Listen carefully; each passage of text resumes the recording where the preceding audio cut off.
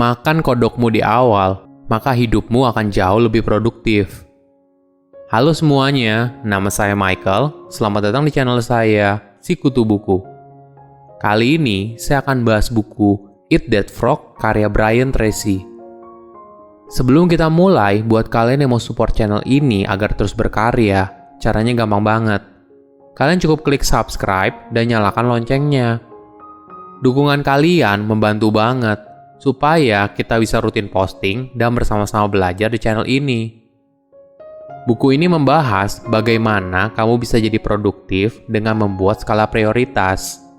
Dalam sehari, kamu pasti dituntut untuk mengerjakan banyak hal. Pekerjaan mana yang harus dikerjakan duluan? Apakah pekerjaan paling mudah dulu atau pekerjaan paling sulit dulu? Brian beranggapan kita harus memulainya dari pekerjaan yang paling sulit dulu. Karena pekerjaan ini biasanya merupakan kegiatan yang paling sering kita tunda. Apalagi di zaman sekarang di mana kita pasti akan menerima banyak gangguan, entah dari luar diri atau dari dalam diri. Menentukan skala prioritas akan membuat kita berhenti menggunakan alasan tidak punya waktu dan mampu menyelesaikan pekerjaan paling penting yang sangat mendesak. Hasilnya, pekerjaan kita lebih efektif dan kita bisa punya waktu bersama orang yang dicintai dan melakukan kegiatan yang membawa kebahagiaan dalam hidup kita. Saya merangkumnya menjadi 3 hal penting dari buku ini. Pertama, metode Eat That Frog. Mark Twain pernah berkata, jika hal pertama kali yang kamu lakukan setiap pagi adalah makan kodok hidup, maka kamu pasti akan menjalani hari dengan bahagia. Karena kamu sudah melewati sesuatu yang mungkin merupakan hal terburuk sepanjang hari. Di buku ini, Brian menggunakan istilah kodok menjadi suatu tugas yang penting dan besar.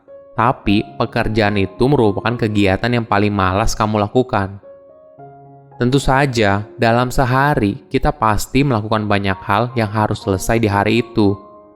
Kuncinya adalah menjadikan hal yang paling penting dan paling susah dulu sebagai prioritas utama. Setelah itu, kamu baru melakukan hal lain yang kurang penting. Kebiasaan ini ternyata diadopsi oleh para pemimpin hebat di dunia. Sebagai contoh, Jeff Bezos selalu menaruh meeting paling penting di pagi hari, karena itu adalah momen ketika dia akan membuat keputusan besar dalam hidupnya. Ada alasan lain kenapa metode Eat That Frog cukup efektif. Metode ini memberikan kita energi untuk menyelesaikan hal yang paling kompleks. Di zaman sekarang, pekerjaan penting pasti merupakan tipe pekerjaan yang menguras banyak energi dan pikiran, seperti membuat strategi, menulis, kemampuan problem solving, dan sebagainya. Itulah mengapa kita memfokuskan energi terbesar kita untuk menyelesaikan pekerjaan terpenting, agar kita tidak terganggu oleh gangguan dari luar seperti email, meeting, dan chatting, atau juga gangguan dari dalam seperti rasa malas dan sikap menunda pekerjaan. Masalah terbesar perusahaan atau organisasi zaman sekarang adalah kegagalan saat eksekusi. Banyak orang tidak bisa membedakan antara aktivitas umum dan pencapaian. Mereka sibuk melakukan meeting dan membuat rencana yang bagus, tapi mereka lupa, ada hal yang paling penting, mengerjakannya dengan sungguh-sungguh hingga berhasil. Sebagai contoh, jika kamu ingin jadi penulis terkenal, punya bisnis online, atau ingin punya hobi baru, semua ide itu bisa saja muncul di pikiranmu. Tapi tidak ada gunanya kalau kamu tidak segera bekerja dan mengerjakannya hingga menghasilkan sesuatu. Ini merupakan kedisiplinan yang harus dibangun setiap hari, agar jadi kebiasaan sukses di masa depan. Kedua, cara kerja Eat That Frog. Sepanjang karirnya, Brian menemukan satu kenyataan sederhana. Kemampuan untuk fokus pada satu pekerjaan yang paling penting adalah kunci untuk mencapai kesuksesan. Setiap pencapaian besar dalam sejarah umat manusia berasal dari pekerjaan panjang yang penuh konsentrasi, hingga akhirnya menjadi kenyataan. Gunakan kemauan kerasmu untuk fokus menyelesaikan pekerjaan paling penting. Makan kodokmu dan jangan berhenti sampai selesai semuanya. Jika kamu sudah menyelesaikan pekerjaan paling sulit, Terus apa yang harus kamu lakukan? Brian menuliskan metode ABCDE. Ini merupakan daftar pekerjaan yang harus kamu lakukan setiap hari. Jadi, kamu membagi daftar pekerjaanmu ke dalam 5 alfabet. A adalah pekerjaan yang harus kamu lakukan. Ini merupakan pekerjaan yang kamu identifikasikan sebagai kodok dalam harimu. B adalah pekerjaan yang seharusnya kamu kerjakan. Kamu tidak boleh mengerjakan pekerjaan yang ada di daftar B jika kamu belum menyelesaikan pekerjaan yang ada di daftar A. C adalah daftar pekerjaan yang bagus jika kamu selesaikan, tapi tidak ada konsekuensinya bila kamu kerjain atau tidak. D adalah daftar pekerjaan yang bisa kamu delegasikan ke orang lain. Sedangkan E adalah daftar pekerjaan yang bisa kamu singkirkan, karena tidak memberikan dampak apapun. Ini merupakan teknik untuk menentukan skala prioritas dalam sehari. Mungkin setelah kamu membagi semua pekerjaan dalam sehari, kamu masih menerima kesulitan. Kenapa kodoknya terasa begitu sulit dan tidak tahu harus mulai kerjakan dari mana? Brian memberikan tips, ada 2 teknik yang bisa kamu lakukan. Pertama adalah salami slice. Salami adalah sosis daging yang biasanya dijual dalam bentuk irisan dan digunakan untuk isian sandwich, topping pizza, atau hidangan lainnya. Intinya, kita harus membagi pekerjaan yang paling penting menjadi ukuran paling kecil, sehingga akan memudahkan kita untuk menyelesaikannya.